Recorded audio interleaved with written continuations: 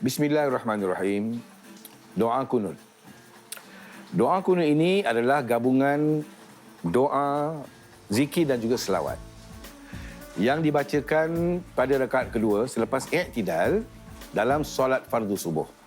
Baiklah, sekarang saya akan bacakan doa kunut. Ya. Bismillahirrahmanirrahim.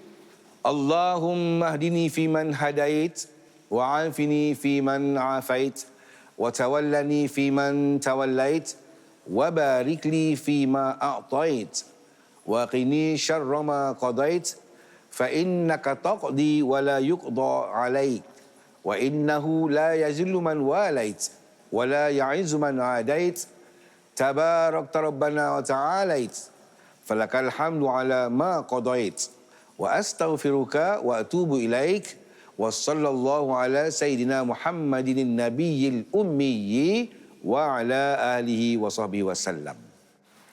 Ada yang bertanya, kalau tak baca macam mana Ustaz? Baik. Kalau tak baca doa kunut, sembahyang masih lagi sah. Cuma pahalanya akan berkurang.